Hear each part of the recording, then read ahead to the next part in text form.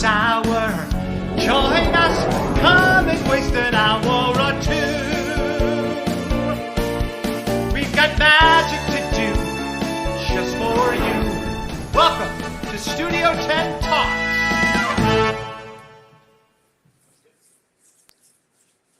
Good evening and welcome to Studio Tenn Talks. I am Patrick Cassidy. I am the artistic director for Studio Tenn.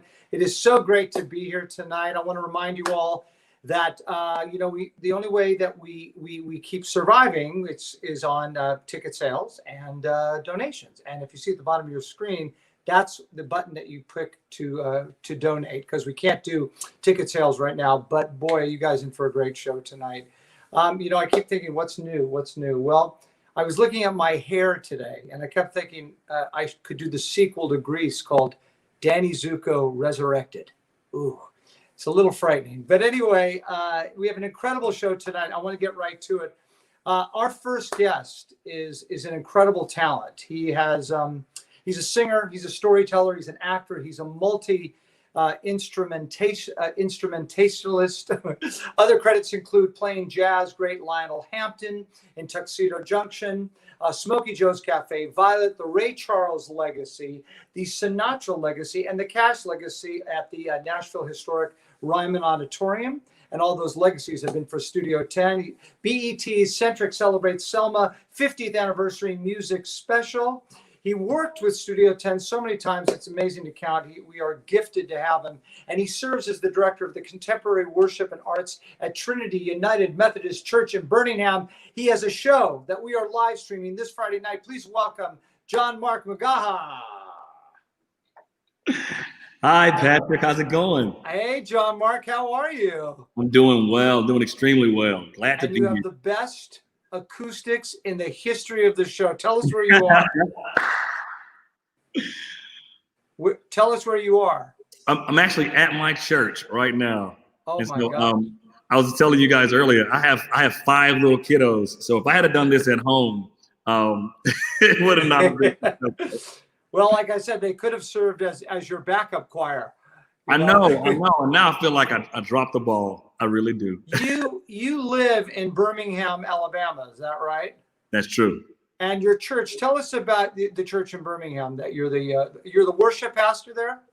Yeah, I'm the worship and arts director at Trinity United Methodist. It's in one of the smaller cities tucked inside of the Birmingham greater metropolitan area, Homewood, Alabama, and it's just a phenomenal ministry. Just the greatest people in the world. Like the slogan tagline for the church is "Hey Neighbor," and yeah, that's great. And so the bumper stickers and even our masks, they all say "Hey Neighbor," and that's just the spirit of the church. Just reaching out to those who you do life with to invite them in to be a part of the love that's here. That's awesome. Well, as I said in your resume when I was there, you've done some remarkable work for Studio Tenn. I mean, it's amazing. I've gotten to see, even though I came in January, I got to see the Ray Charles thing. You're a remarkable talent, my friend. Oh, thank you. I'm grateful that I have something to share. I really am. Well, it's truly a gift. And tell us about your experience with Studio Tenn and the different shows you've done. Boy, the short story is Jake Spank and I went to school together in New York some years ago. And, trust me, it's a lot less than my year. And one day after not seeing him, hearing from him, we weren't really even close friends in New York, but he reached out to me and let me know that he and a friend of his had started a theater company and asked if I wanted to be a part of Smokey Joe's Cafe. And quite frankly, I mean, I had really been feeling the theater bug kind of biting. I was just, neck deep in ministry and everything like that, but I was really kind of feeling the theater bug nipping at me a little bit. And so I took him up on it. I talked to my wife and I was like, I feel like I should do this. And honestly, I didn't know if I was going to show up and it was going to be like, Guffman and his friends doing. Yeah.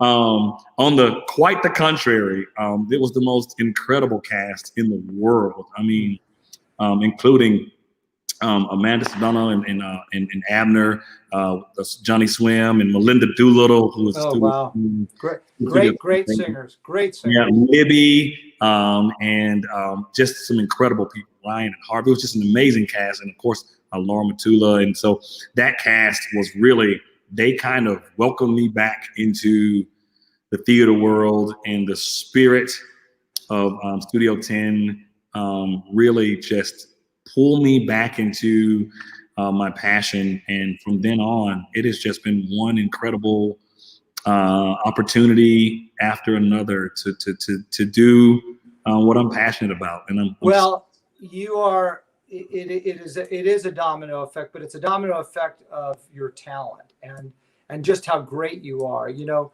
we are so lucky to have. We're going to be live streaming your show, Signed, Sealed, Delivered, a tribute to Stevie Wonder, this Friday, the 23rd at 8:00. And yeah, there it is, right there. It's remarkable. Tell us before. It's on October 23rd. And October 30th, both at 8 p.m. Central Standard Time, 6 p.m. Pacific, and 9 p.m. East Coast Time. Tickets are available Wednesday, studio10.com. And I'm going to give our audience a chance to hear you in a second. Tell me about the show, though, itself. So the show is part of Artist Lounge Live, created and founded by Michael and Angela Ingersoll. And Michael and Angela have this incredible gift, and Michael was a big part of Jersey Boys, which is how he knows Jake, which is my connection to him. He has this incredible gift of this wonderful kind of bait and switch, if you will, where you come because you love the icon, but you leave knowing a new person. And so it's not a cover band like, hey, come watch this guy try to be Stevie Wonder. Right. You're not doing an impersonation. You're doing you. It's you. Right. Right. And so it is just this incredible mix. Angela writes the storytelling, and she's phenomenal. She was nominated for an Emmy for her Judy Garland show, as a matter of fact. So the show, it walks through his life and my life, and it is the music that showed you this incredible journey of how he's an incredible part of my life and my story, but also the way it is shared, you realize how much his music is a part of your life as well. And in the end, you learn some stuff about me, you know, because I talk about my life, I talk about some of my struggles, I talk about my faith, I talk about my music, and we find that we all share some similarities with Stevie too, because he's a human being who had to navigate through all of the vicissitudes of life, just like everybody else. And so it's an incredible experience. It's really an incredible experience. I love being able to share his music and to share his story, his heart, and his life, and his legacy, because there's so many wonderful things about his life that people don't know. So I look forward to being able to. Well, it's fantastic, and if you would be so kind, will you share a little bit of his music with us right now? I sure will. What are you going to play for us? Well, you know, you asked me back here a couple days ago, and I really did kind of roll it around in my mind, like, what do I sing? There's so much incredible music. Yeah, no, it's an amazing catalog, every song. Good Lord. But I thought about the world we live in, and all of the things that are going on, all of the chaos and all of the craziness. And I thought about what an incredible, profound message this next song is, because it's simply saying, hey, look, I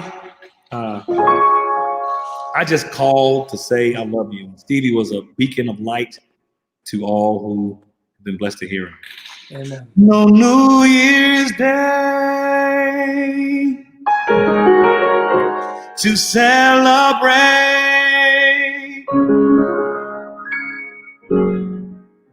no chocolate covered candy hearts to give away, no first of spring no song to sing. In fact, it's just another ordinary day. No April rain, no flowers bloom, no wedding Saturday within the month of June. But what it is something true, made up of these three words that I must say to you. I just called to say I love you. I just called to say how much I care.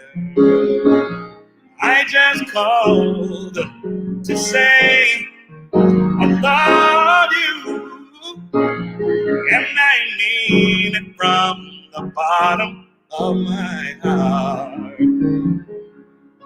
No summer's high, no warm July, no harvest moon to light one tender August night, no autumn breeze, no falling leaves, not even time for birds to fly the southern skies. No Libra sun, no Halloween, no giving thanks to all the Christmas joy you bring. But what it is, though oh so new, to feel your heart like no three words can never do. I just called to say I love you. I just called to say how much I care. I just called to say I love you, and I mean it from the bottom of my heart, of my heart. It's from the bottom of my heart.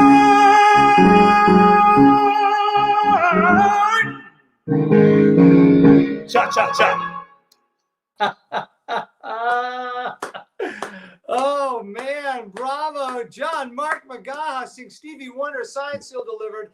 The tickets are on sale right now at studio10.com. He is unbelievable. By the way, you know, I know your voice, and that's like, you got about another octave above that you sing. I mean, it's crazy what you can do with that voice that you have there. You're amazing, man. And we've gotten to talk very recently, and I'm so excited about our new friendship and that you're coming back and being a part of Studio 10. And I'm going to get you away for just maybe a couple weeks to come do another show for us here at Studio 10. We do that when we return to real live playing and all that good stuff. That sounds incredible. You're amazing. So Friday night at 8 o'clock Central Standard Time, John Mark McGaha and signed, seal delivered Stevie Wonder. Thank you, John Mark, for being a part of this tonight. Thank you for coming on. Great, and wonderful luck with everything that you do. And I'm going to see you this Friday night. Awesome. Thank you, Patrick. You're the best, bud. Take care. Take care. Bye-bye.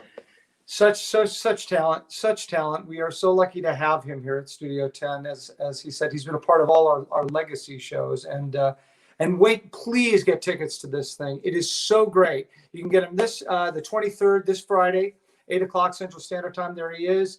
Or next Friday, October 30th, both at 8 o'clock Central Standard Time, 6 p.m. Pacific Time, 9 p.m. Eastern Standard Time. Tickets are available. Get them. You will not believe this performance. Now, next, speaking of great performances, she is a 4-time Tony nominee. Most recently, she appeared in Trevor Nunn's production of Fiddler on the Roof. and in London's West End, for which she received the 2020 Olivier Award nomination. She has also been seen on Broadway in Fun Home, She Loves Me, Chess, Les Miserables, and Rags. Appearances at Carnegie Hall, Avery Fisher Hall, Feinstein's at the Regency, the Hollywood Bowl, the Philly Pops Orchestra, as well as the Royal Albert Hall and the Hippodrome in London. She sang the title role in Disney's Pocahontas, as well as the sequel Pocahontas II, Journey to the New World. Other film and television appearances include Enchanted, Elementary, CBS, Hope and Faith, ABC, Law and Order, NBC, Martin Guerre in Hartford, Roger Ames, composer in 1993. That's a very special one for me. Please welcome the amazingly talented Judy Kuhn. Hi, Patrick. Hi, Judy Kuhn. I can't get over. Okay, so I'm going to say it again because, Judy, you are ageless.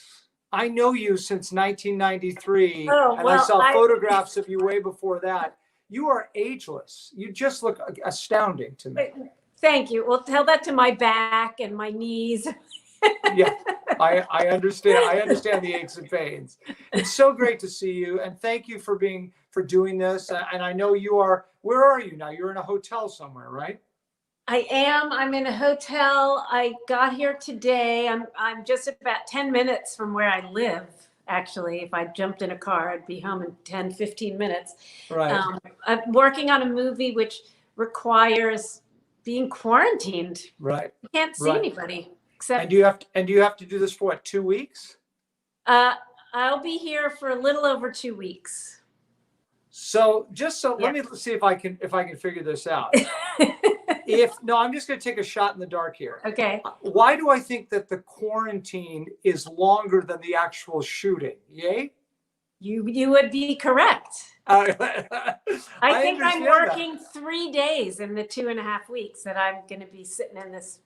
Well, you have to quarantine. It's a Netflix production. Right. So their protocols require that you, what they call sequester. Mm-hmm. Mm-hmm.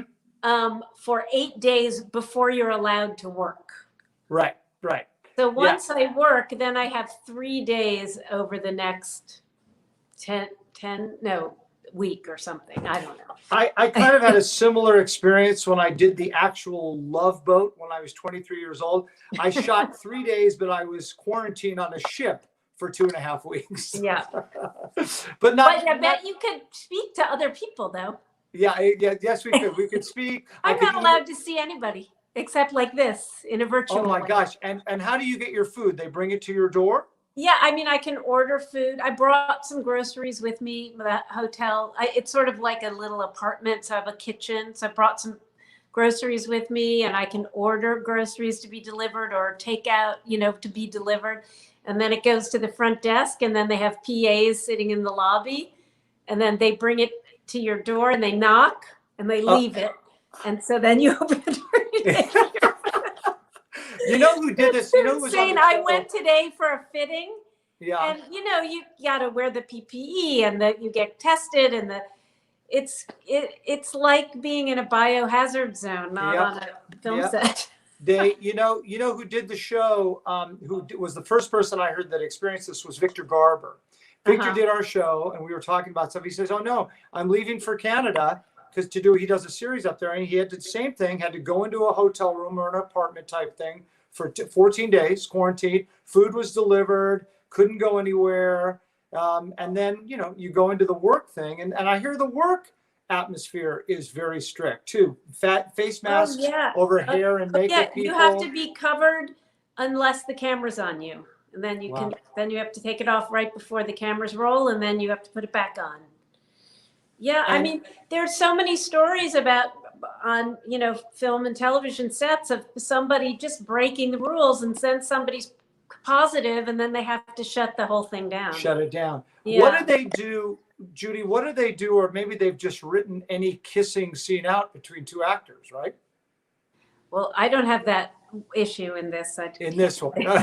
Although I did, my agent said he has a client on a soap opera and when they started production, any love scenes were played with a mannequin. Oh, you're kidding. Wait a minute, wait. There's some good jokes there. I'll have to think of them and write them in. But there are some good jokes. So in other words, they show the person, but you see part of like, you know, Well, I a guess Macy's. you dress the mannequin like the actor, and then you shoot over there. I don't know. Wow, that's unbelievable. Yeah, Wow. they're crazy times we're living in. Well, look, congratulations that you're working. I haven't worked for 7 months. I'm so grateful to be working, I have to say. Yeah. Even though working right now means sitting in my hotel. I know. It's all the prep. So I want to, you know, I have so much to cover with you, so much, because you've had this extraordinary career before I met you and worked with you, and then of course since. And where did you grow up, and who was your biggest influence growing up? I grew up. Well, I was born in New York, but we moved to Washington D.C. when I was 3. So I grew up in a suburb of Washington D.C. My biggest, you know, I have to say, I think my biggest influence was my father.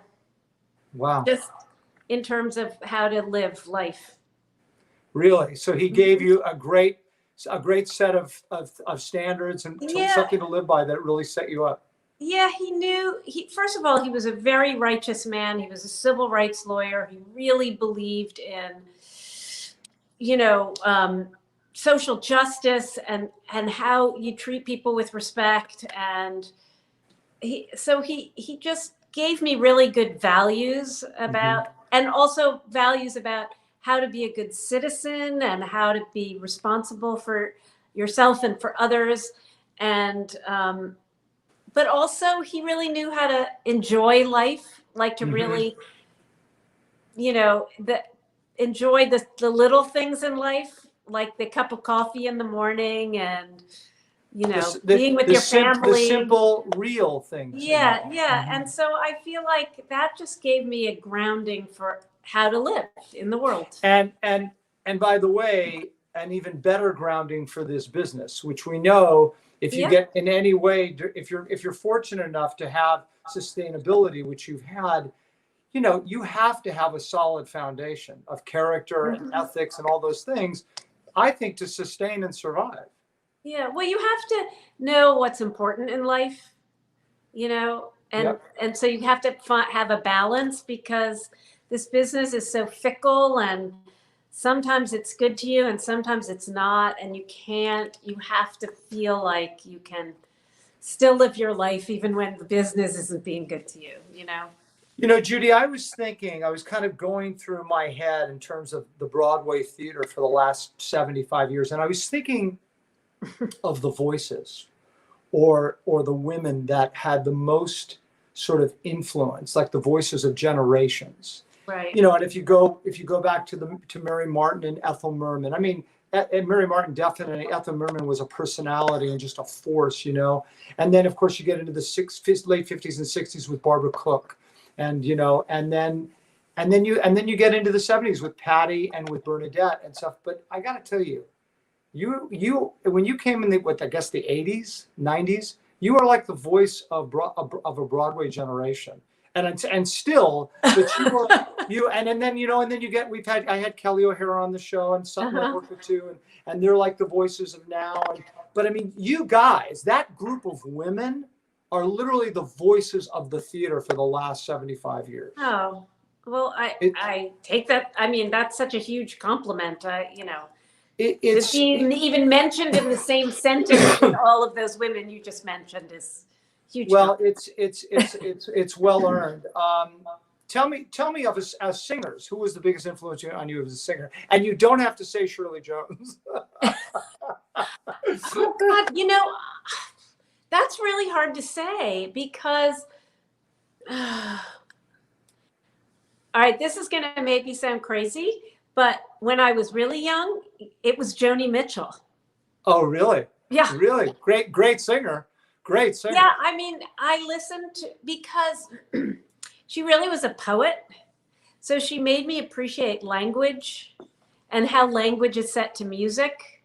And I loved singing her songs, even though, you know, when I was that age, whatever that age was, early teens, I didn't really know a lot of what she was, understand a lot of what she was talking about. Yeah, right. But I got it somehow.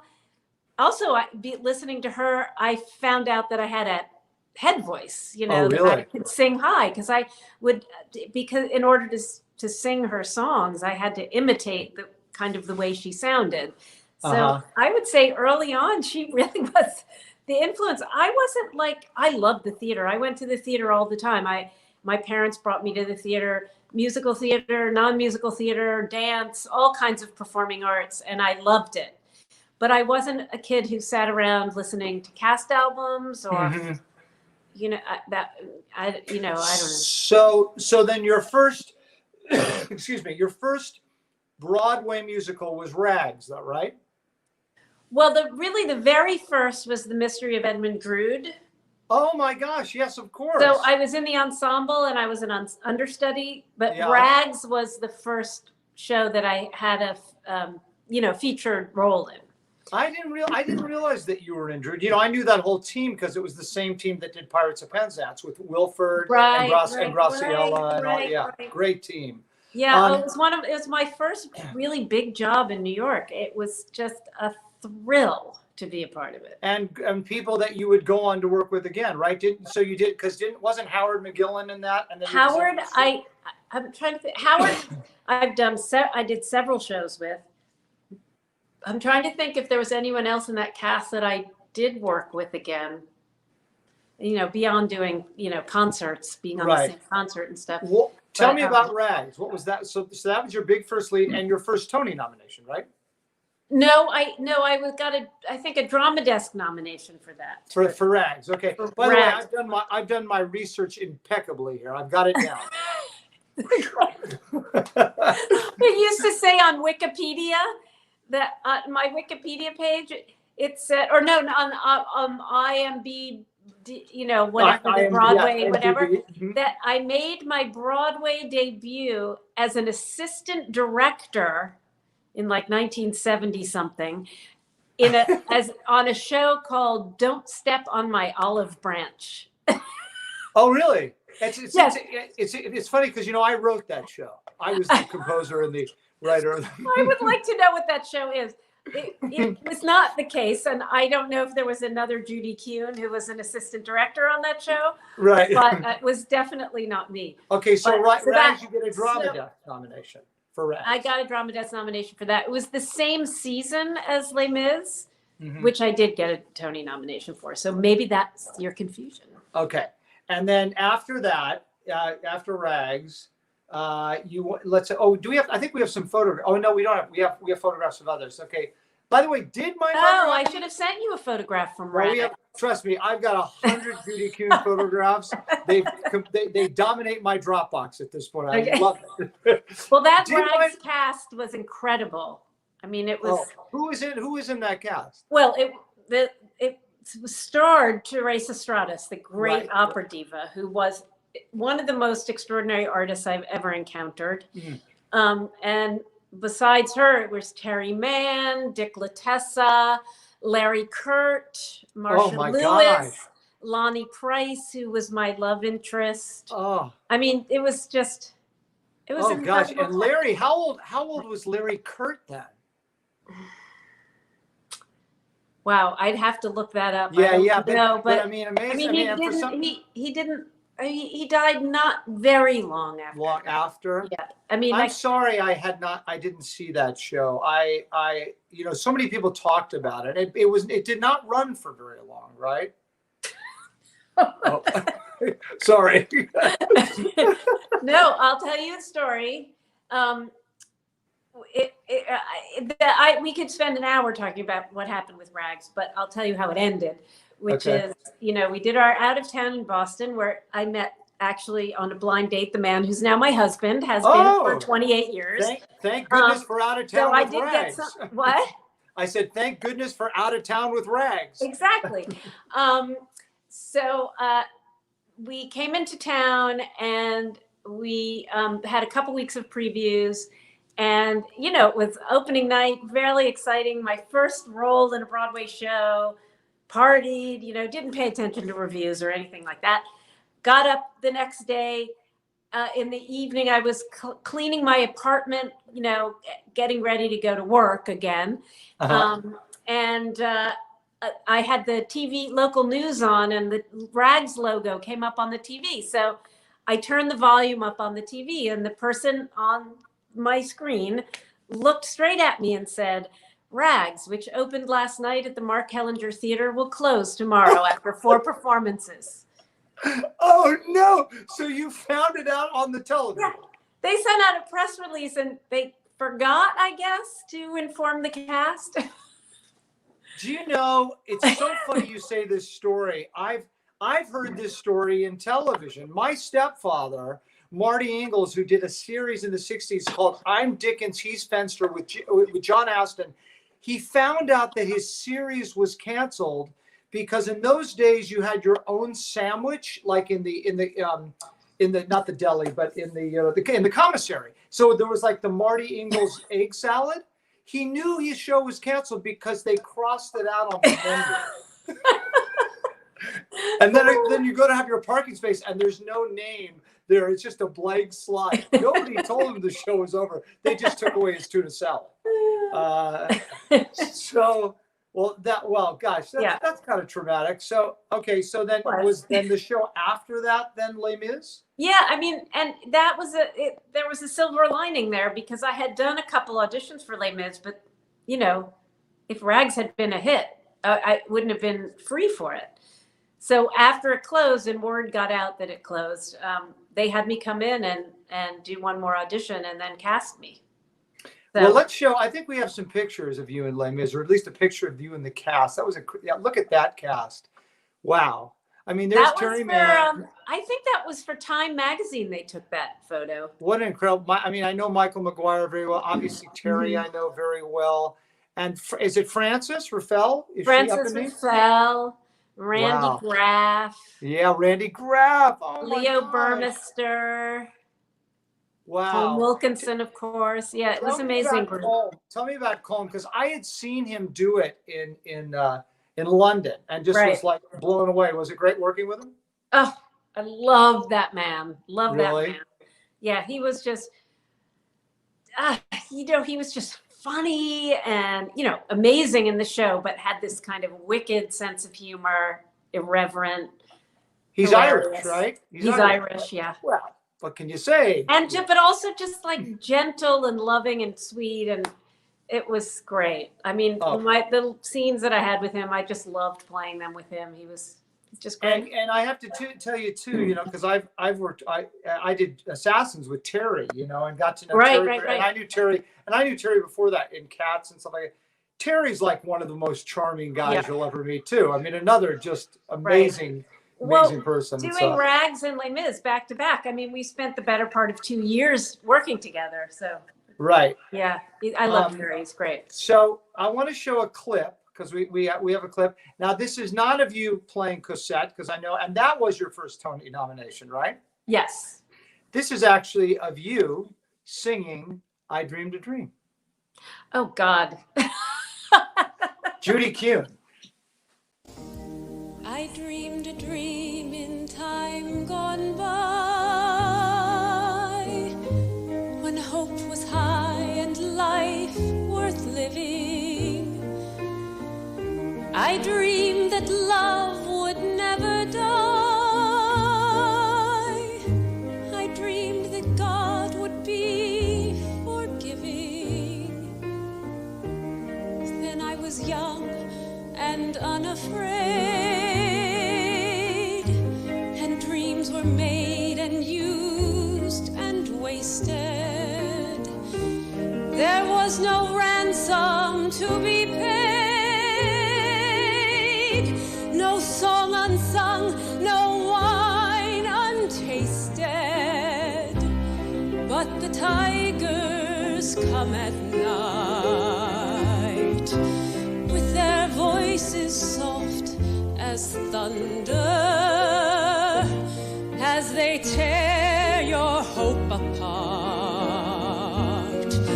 as they turn your dream to shame.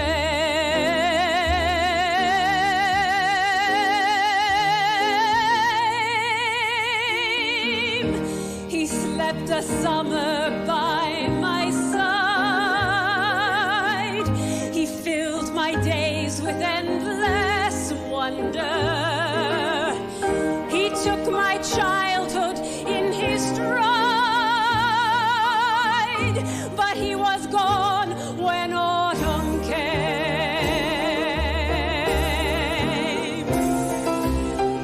And still I dream he'll come to me, that we will live the years together. But there are dreams that cannot be, and there are storms we cannot weather. I had a dream my life would be so different from this hell I'm living, so different now from what it seemed.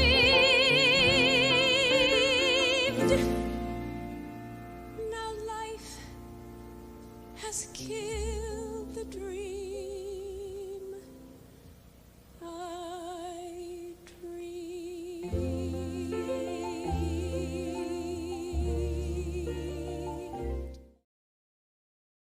Well, okay, so, Oh my God, that 80s hair. oh yes, I still have it, only it's white 80s here. Oh my God. So I'm trying to switch phones here. So which one should I go on, William? There's that, and then there's this. Hey, let's go on the one. Let's go on the one that you've got now.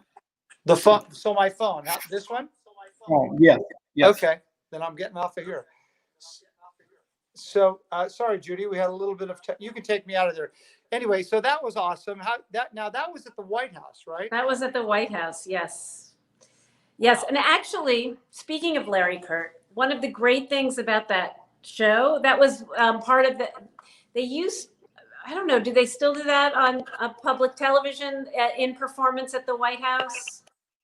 That was an in performance at the White House, a salute to Broadway. So Right. But the other thing I did on that evening was I got to sing with Larry Kurt somewhere from West Side Story. And of course, Larry was the original Tony. So I got to sing that duet with the original Tony. And, you know, and Larry, who I've now worked with, so I knew him. It was amazing. Oh my gosh. He was incredible. You know, when I did Company, because, you know, Dean Jones did not stay a long time in Company, and Right. Larry took over very, very quickly. And I got to talk to him once about that, because Company was such a huge, incredible show. And he was such a nice, kind, gentle man, such a Lovely good person. man. Lovely, lovely. Also had a wicked sense of humor. Yeah. Like things he say, like, whoa. Did when you did Les Mis, was it everything that it had been built up to be by the time, but when you were cast and the whole, because I didn't really know what it was going to be, except that I knew it had been a big success in London. You know, I knew it as, you know, people talked about it as the musical Nicholas Nickleby, which I had seen, and it's amazing, you know, one of the great nights in the theater. You know, because it was the same directors, started at the Royal Shakespeare Company, and also a stage adaptation of an epic 19th century novel, with, you know, ensemble kind of epic storytelling. So to me, it was like being a part. That's what it was, being a part of to me. And you know, who knew what was going to happen to it? You know, I had just done a show that closed in 4 performances. I didn't, you know, I wasn't banking on anything. your track record so far was So, you know, I know what we played the Kennedy Center in Washington, D.C. before Broadway. Mm-hmm. And I can remember going into the theater. I don't know if we were in tech or what, and walking in through the front of the building into the foyer where the box office for the Opera House where Les Mis was. And there was just a line down the hall and out the door. And I was like, oh, people really want to see this show. I might be in a hit. Yeah, maybe it's going to be a hit. I mean, it was so exciting. We had such a great time rehearsing it. It was so much fun to be a part of. And Well, I auditioned for it. I'll never forget because Mark Shaman played my audition. I had known Mark Shaman because he was the vocal arranger for Leader of the Pack that I did on Broadway.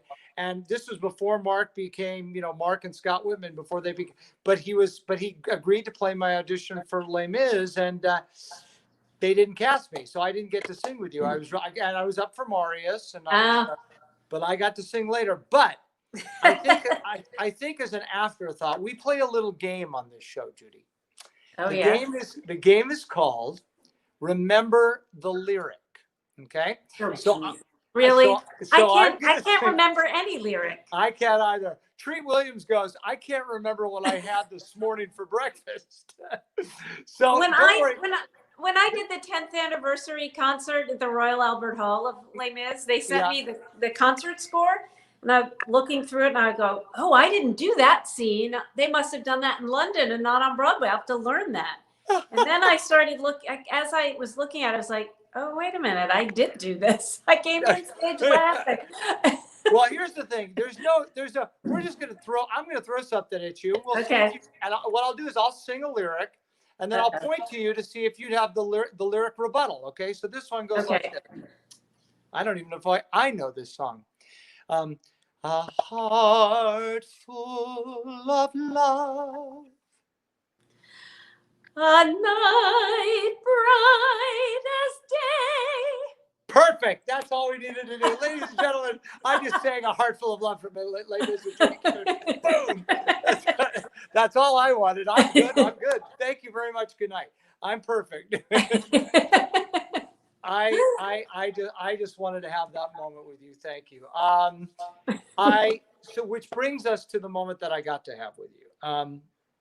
You and I in 1993 got to do an incredible production of the first Martin Guerre, because the guys that wrote Les Mis, as you know, also wrote Oh, Look at Us. There we are. Oh, look at us. We were so young. Yes, we were so young. And such a nice, and there's a nice little couple of pictures as well. I was going to say that was a wig, but that hair that's just a promotional shot. That's my real hair. I guess I had long. I'm the one wearing the wig in the all the production. I was too. I looked like the grunge look. It looked like I was wet all the time. But that production, let's talk about this for a minute, because that production was amazing. Mark Lamos, who is still a dear friend, Mark directed me in a Little Night Music at ACT, which was awesome. Yeah, okay. I got to do and then of course I did Longtime Companion with Mark as an actor, which we that. But it was a beautiful production. Roger was the composer, and now of course a great cast: Walter Charles and Chris Gronendahl and Malcolm Getz and all these, and you, who were just. I remember saying to you at one point they had Mark having you sing and hit at the highest top of your register while you were laying backwards on those wooden planks. Well, that shot that you just showed with the big moon behind me, and I was sitting on. I mean, what they did with that design, it was just these boards, right? It was like a wood floor, and it's kind of sloped up, and then it had the wood slats in the back, which they lit in different ways. Right.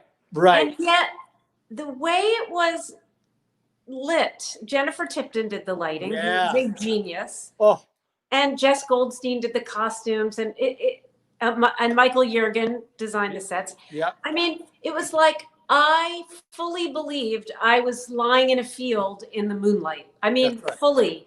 And yeah, I remember that song, which is a very sensual song.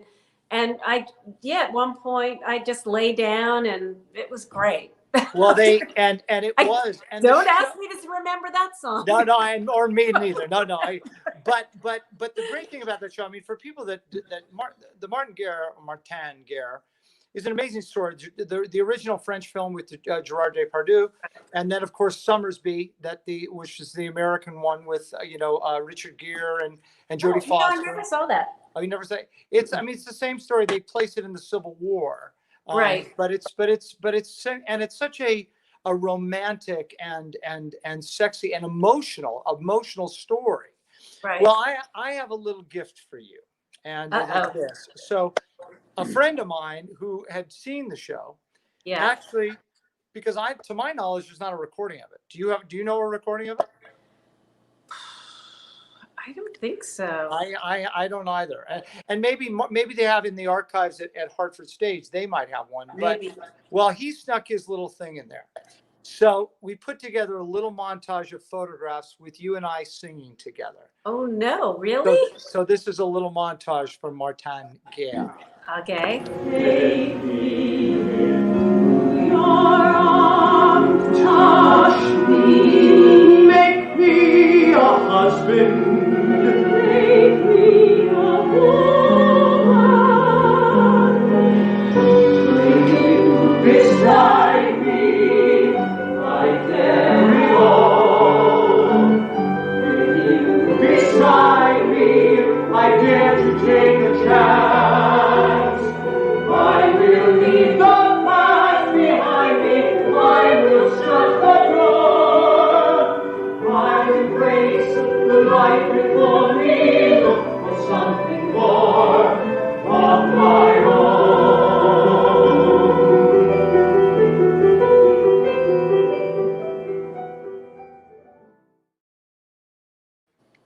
Oh wow. Can I have that? Will you send that to me? Oh my God, that's amazing. Another one too with one of the other songs they put together for me, because we had a couple duets in that, and there's another one that's a little longer, so I'll send them both to Yeah, you. please do. That is a treasure. Isn't that great? Yeah, I was knocked out too when I saw it, because I couldn't remember any of that stuff, and I listened to the music. I said, did I sing all? I was like, I know. And I'd love to remember that aria that ended the first act with In the Moonlight. well, if I'll say this is a little shout out, Mark Wyckoff and Amy Shatson, if you're watching, Judy Kuhn wants her aria. Can we put it together? All the bells and whistles. It's coming to you. Oh, that would be amazing. You know, you get mad at people when they're in the theater filming and taping and stuff, but then years later you go, thank you for doing That's it. exactly right. So now let's talk about Florence in chess and what that was all about. And for the thing I want to talk about chess, and I think we have photographs of this with the incredibly late David Carroll. What a remarkable man that was. Oh my God. And Oh yeah. Oh my He God. was incredible. So Singer, actor, human, just beautiful man. So tell me about that. I saw you in it, and I had seen it in London too. Well, it was totally different show. Yeah, totally different show. Yeah.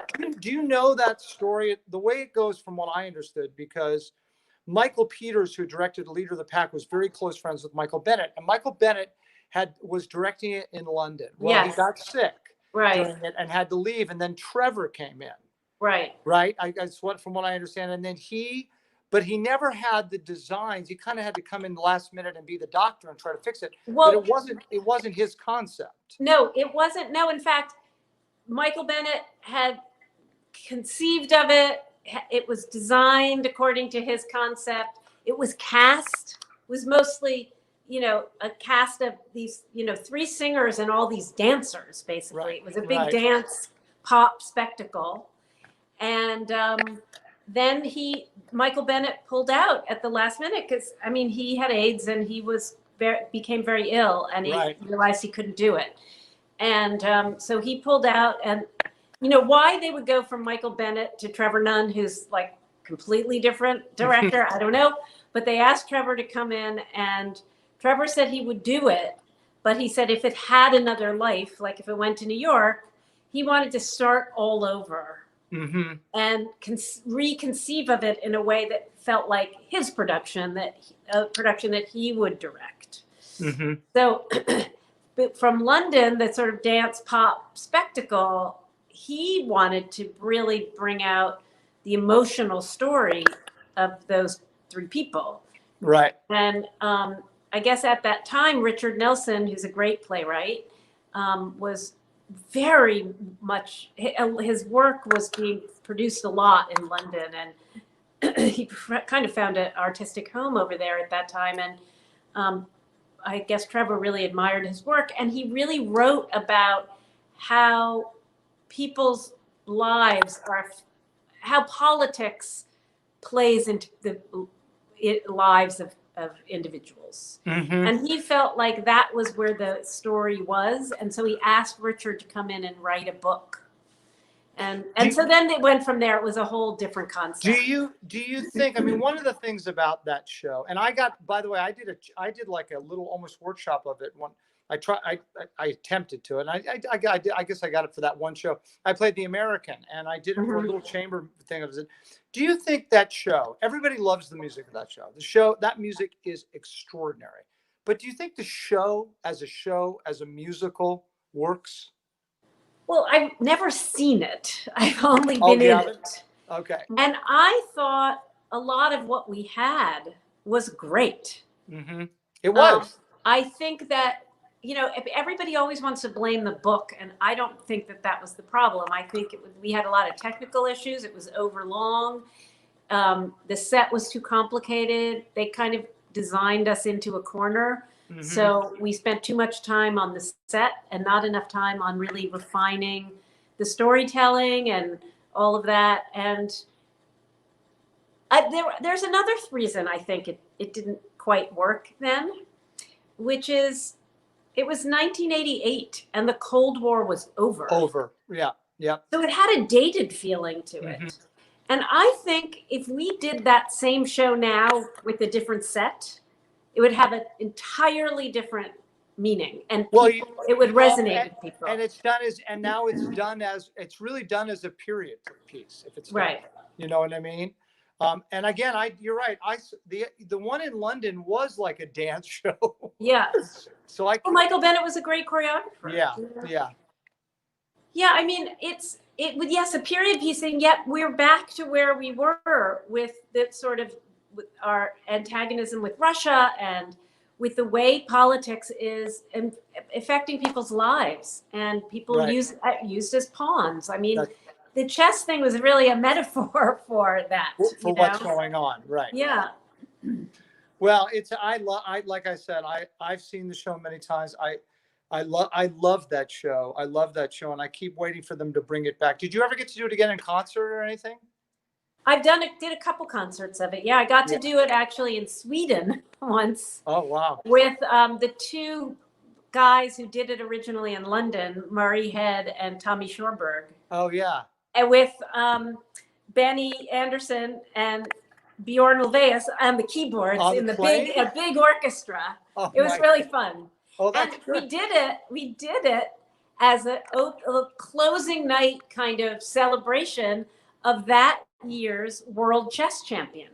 Oh my God. Chess Championship. So that all the chess champions, Garry Kasparov, Karpov, all the greats were sitting in the front row when we did the concert. You're kidding. It was amazing. It was amazing. But I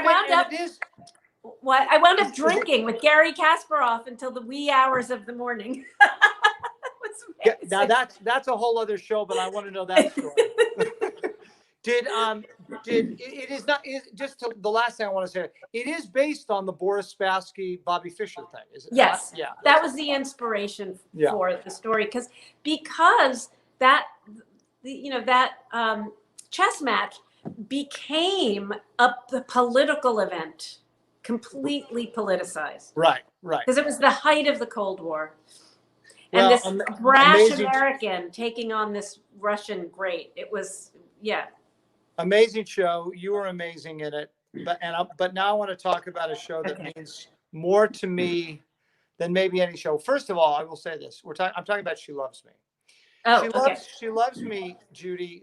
It was the last show that I did as an actor before I've transitioned the last 3 years into artistic directing. And it was a slow transition, but it was there's my father, and of course my father. There's my father. Yes. Oh my God. So that's my dad, who won the Tony Award in 1966 for playing Kadai, and that was me. And there we are again. Oh my God, look at that. That's amazing. Isn't that wild? Yeah. God, you look exactly like each other. It's Yeah, incredible. it's a little strange. It's uncanny, really. I kept saying I kind of channeled him through me, and there you are with Mr. Boyd Gaines. Yes. Oh, Look at that. oh, I know. I love that show so much. Oh, And I have to say, because looking at, as you're reviewing my career, one after another show where I'm like this tragic heroine and everybody dies, and I'm so unhappy, to do something that was comic and romantic. It was just such a pleasure. well, we're gonna show your entire clip of ice cream, and just set up ice cream for our audience for a minute. Oh my gosh. God, how do you, it's such a complicated story. Well, George, all right, so go ahead. It's based on a movie called The Shop Around the Corner. And it takes place in a perfume shop in Hungary between the wars. And Amalia, the character I play, comes to work in the shop, and the manager of the shop is a man named George, and they are at odds all the time. They hate each other. They also each have a pen pal who they write to, they call Dear Friend, who they're in love with, who they share everything with in common.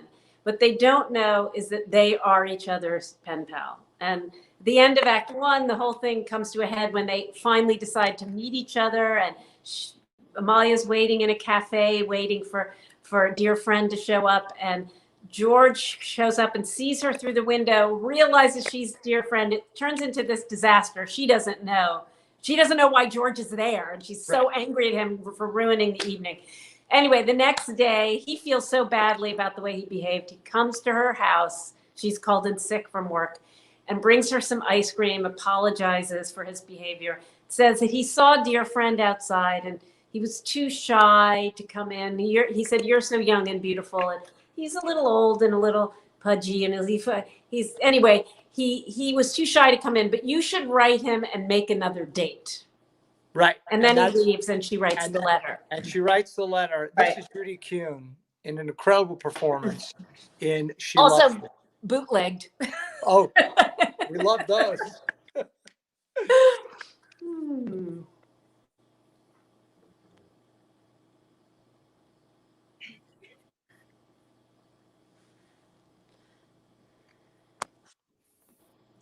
Dear friend, I am so sorry about last night. It was a nightmare in every way. But together, you and I will last My at phone last is dying. night I have to. someday.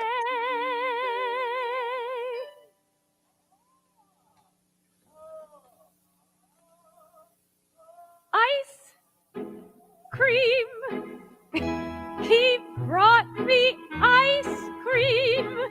Vanilla ice cream. Imagine that.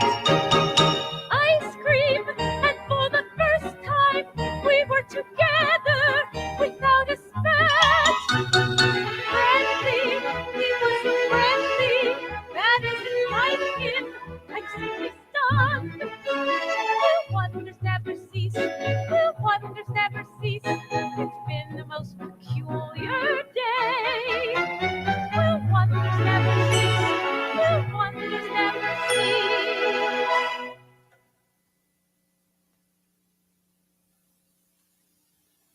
Oh, where was I? I am so sorry about last night. It was a nightmare in every way. But together, you and I will last last night someday. I sat there waiting in that cafe and never guessing that you were fat.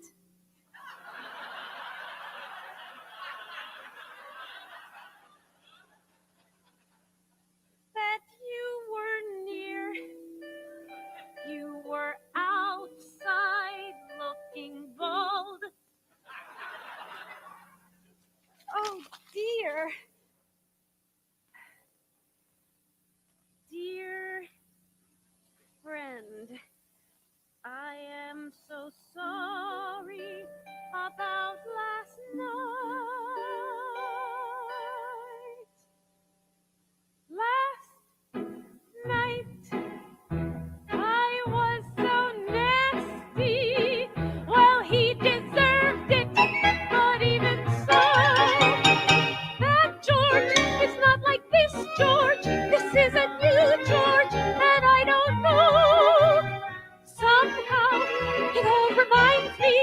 Dr. Jekyll and Mr. Hyde, all right before my eyes. A man that I despise has turned into a man I like. It's almost like a dream, as strange as it may seem. He came to offer me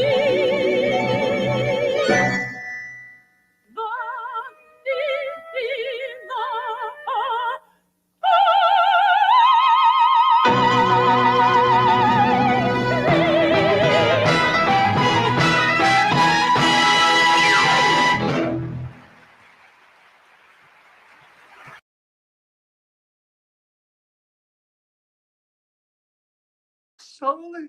Can you hear me? Oh, yeah, now I Oh. can. Yeah. Okay, there we are. Wow, that song, It that is- song, I used to hear that song growing up. I heard my mother sing It's a that song. perfect I heard- song. Oh my gosh. And of course Barbara Cook too. I mean, it's a remarkable song in terms of obviously the vocal things you have to do in it, but the acting of the song. And as you said, the comedy. It's of a the little song. play. It's a little Yeah. one-act play. You know, Stephen Sondheim always said he has a list of songs he always said he wished he'd written, and that's one of them. Oh, yeah, it's just perfect. Did you love that experience working on the show? Loved it. Oh my God, it was just like a love fest every night in that theater. Yeah. It was just just to hear the audience laughing, and everybody just left so happy at the end of the night. It was Yeah, great. and Boyd was wonderful. Boyd, Oh, and good. he was such a great stage partner, you know. It's Yeah. just, I want to get to Pocahontas, which I know for so many people is so familiar for you. I mean, there's Pocahontas. Wow. there's Pocahontas. And then there's, I think we have a picture of you too in the studio, right? There they are. Oh yeah. That was when we were recording. There's Alan Menken on the right and Stephen Schwartz on the left, and me Oh, looking. wow. I don't know, like I'm trying to understand what I'm being told. What they were saying. It's an incredible movie. I also want to show a little clip. We took a little clip of well, you'll see. This is from Pocahontas. Come run the hidden pine trails of the forest. Come taste the sun-sweet berries of the earth. Come roll in all the riches all around you. And for once, never wonder what they're worth. The rainstorm and the river are my brothers. The heron and the otter are my friends. And we are all connected to each other in a circle, in a hoop that never ends. How high does a sycamore grow? If you cut it down, then you'll never know. And you'll never hear the wolf cry to the blue corn moon. For whether we are white or copper-skinned, we need to sing with all the voices of the mountain, need to paint with all the colors of the wind. You can own the earth and still all you'll own is earth until you can paint with all the colors of the wind.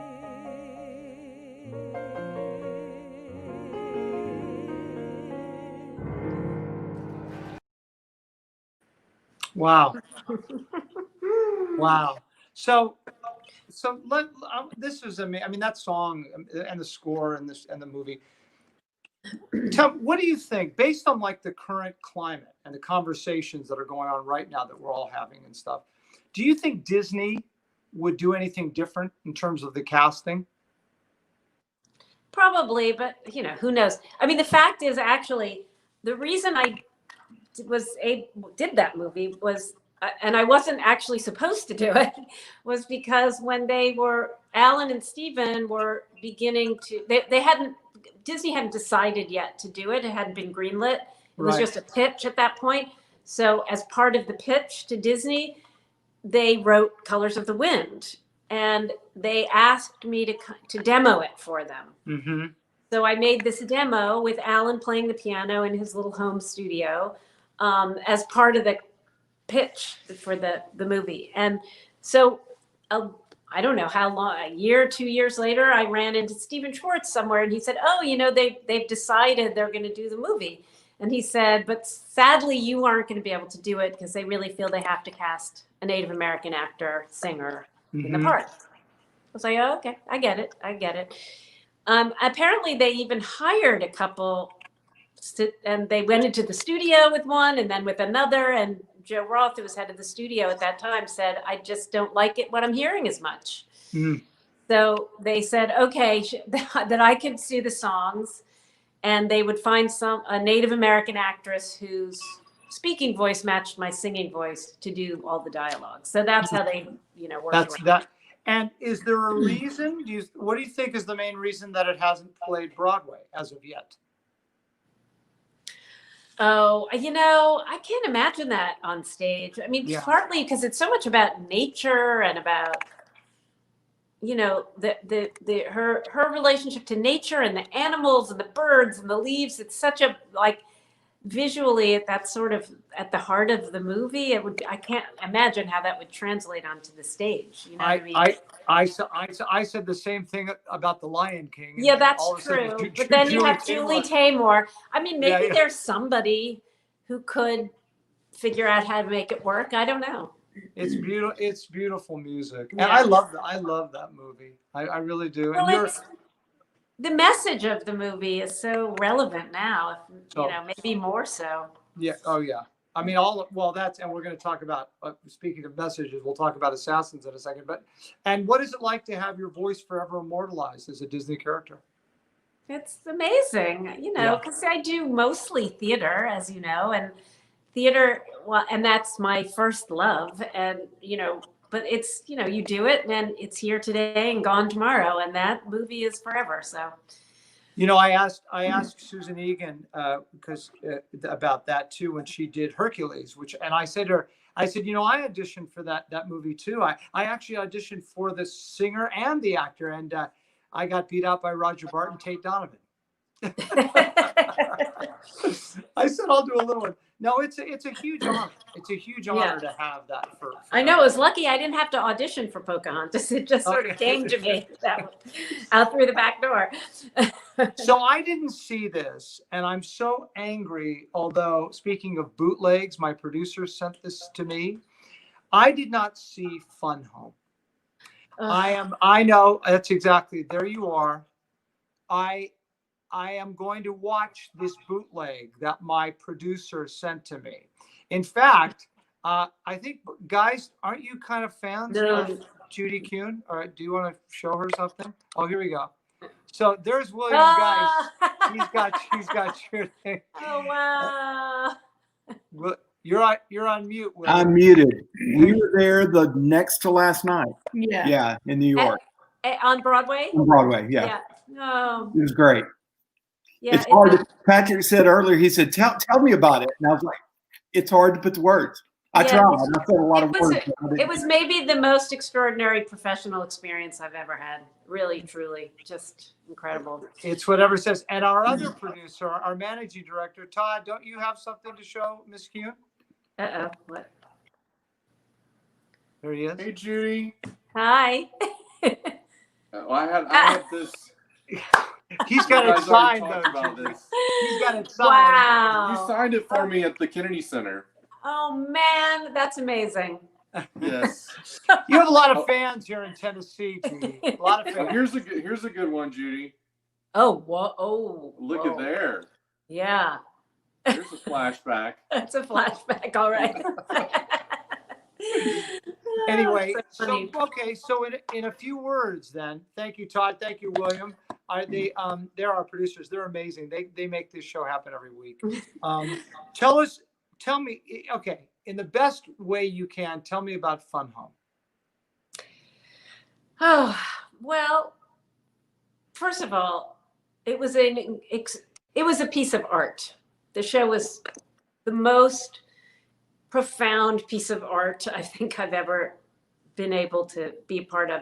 And also for me personally, artistically, I'd never been involved with something from such an early stage of its development. I mean, I did one of the very first readings and did workshops and labs and, 2 full productions. And so it was an incredible journey artistically, but it was also an incredible journey just as a human, because it was about such important things, and it had such a huge impact on the people who saw it, like profound impact. The conversations. That's what William said. He said, he says it's the greatest piece of theater he's ever seen. I mean, the show would end, and we'd, do our curtain call and leave. And the ushers would always say there were so many people who didn't get up out of their seats. Like they didn't want to leave. Like they had to live with it for a little bit before, till they would finally say, I'm sorry, you have to go now. Yeah. And the conversations we had with people at the stage door, and it was just amazing. And also, in terms of my own feelings about, social justice and political activism, it was sort of like, it was a show where those 2 parts of me came together because of the impact we had on people. And we had one night when Samantha Power, who was at that time the U.S. ambassador to the UN, came to the show and brought 13, 15, I don't know, ambassadors from countries all over the world, where most of them where being gay was illegal and in some cases punishable by death. Oh. And she brought them to the show. They didn't know what they were seeing. They knew they were going to see a Broadway show and that they were going to have a discussion with the cast after and then a reception. And the conversation that we had with these people after the show was incredible. And there was the ambassador from Ecuador said, at first, I didn't understand what you were saying to me. You were singing, you were acting, you were sometimes dancing, and I was thinking, what are you trying to say to me? And I realized by the end you were saying, I am you and you are me, and we're all together. It's like, perfect. Wow. And I thought these people, and Samantha Power is very smart. She brought them, this is like soft, power, cultural diplomacy, basically. These people were going to go back to their countries and take the what they learned from that show with them. And that's just extraordinary. Yeah. That's awesome. Well, I'm going to watch my bootleg tonight and watch you, because I'm dying now to see this. So, and I want to talk about, because I haven't talked about you being obviously in New York and what you guys have gone through. And I've had many people, friends on the show, that have gone through the pandemic, and it's a totally different ballgame in terms of New York City and everywhere else, even California. You guys. Well, I don't know if it is anymore. I mean, now New York's doing great, and other parts of the country are really suffering. No, you're right. But I'm talking about when this thing hit, and also the way New York is set up. Right. New York is set up. You see those photographs of Times Square completely desolate. And it was just, it was frightening to look at, you know? And for you personally, how is it? Yeah. Well, first of all, just from the standpoint of my city and what we went through, it was devastating. I mean, hundreds of people were dying every day, and it was, and it was so early in this crisis that, doctors, scientists were still trying to figure it out. Like now doctors understand better how to treat it. Right.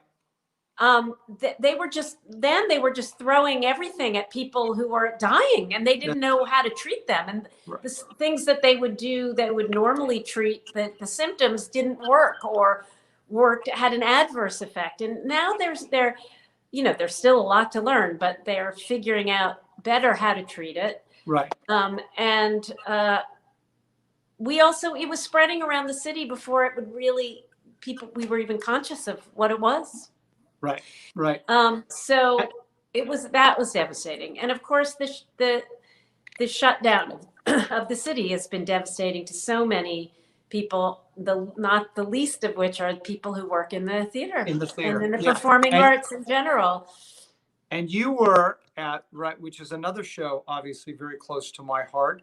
You were 2 weeks into rehearsal with Stephen Sondheim and John Weidman's Assassins, right? Yes. Yeah, we were 2 weeks in. And in fact, our last day of rehearsal, we didn't know it was our last day because we thought we were coming back the next week to work in smaller groups. They were going to try to keep people from having to take the subway. And anyway, but then of course the city shut down and we didn't go back. But we are going back. When the city reopens, when the theater reopens, we're going to go back into rehearsal and do that production. And you're playing the legendary Sarah Jane Moore. Sarah Jane Moore, yeah. What a part! Oh, unbelievable. That's an incredible show. And as we were talking about, you talk about timely. That show is so timely now, more than it ever was when we did it in '91 or the revival that they did on Broadway.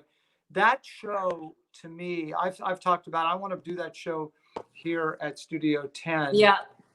Because, and it was funny, I was talking to Adam Gettle last week about, the whole thing in Floyd Collins, about how it becomes this media circus and you forget about the victim, you forget of what we do in society.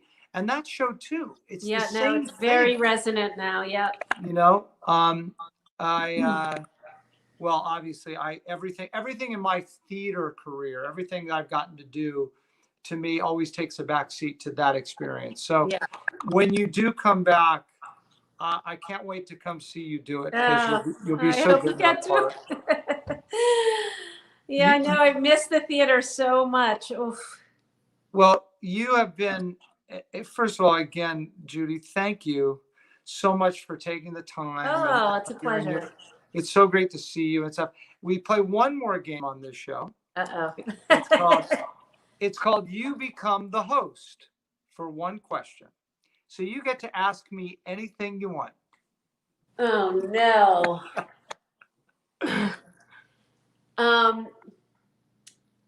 Oh, man. Oh, I when we talked the other day, I asked you a lot of questions already. Okay, let's see. Okay, Patrick, if you had decided not to be in show business, like your parents, what do you think you would have done? A therapist. Really? Yeah. Oh, I would have been, interesting. Okay. At the time, there was a very short amount of time, like in middle school, where I wanted to be a lawyer, which is the same as an actor, Right. But as I got a little older, I realized that I'd gone to therapy a lot in my life, and I thought that therapy was a tremendous way of helping people. And you're if you're an actor, you're a detective of human behavior, and you watch stuff, and then of course you give of yourself. But as a therapist, you actually are looking at real people and their human behavior, and then you come up with ways of helping them fix things in their life. Right. And I thought I would have really liked that. I'm a people person, and I think I really would have enjoyed getting inside people and then figuring out if I had the right, knowledge and degree about how I could help them. So yeah, it's a great question. And I don't think I've ever been asked that question. So kudos to you, Ms. Kuhn. I adore you, Judy. It's so great to see you. It's great to see you too. And congratulations on the show you're doing now. And I can't wait to see you again when things are better. Yeah, me too. Me too. Well, hopefully you'll come to see Assassins, and then we'll have a drink afterwards in the bar that's open. I can't wait. Oh gosh! And if not, we'll go outside in the cold. Okay. Love to you. Have a great time on the shoot. And thank you. We'll see each other soon. Okay. Thank you, and good luck with your theater and everything too. Thanks, Judy. Thanks so much. Right. Thank you. Take care. Bye. Bye. Well, what a wonderful, lucky person I feel tonight to get to talk to John Mark McGaha and Judy Kuhn, who is just so special. And remember, this Friday, John Mark McGaha is performing for us. It is going to be extraordinary. It's at 8 o'clock Central Standard Time. You can get your tickets, studio10.com. There he is, the Stevie Wonder, signed, sealed, and delivered. He is a remarkable performer. Get tickets for the 23rd or next Friday on October 30th at 8 p.m. Central Standard Time. You don't want to miss it. He's just ridiculous. And that's our show for tonight. Sorry for a little technical bloops tonight. I am shooting at my house, where I don't normally shoot the show. I usually shoot it at our producer's house. He has better Wi-Fi. So that's it for tonight. Thank you so much. Remember, donations. We need them to stay alive. Continually keep supporting us. We love being here, and we can't be here without you. So thank you in advance. Have a great evening, ladies and gentlemen. Good night.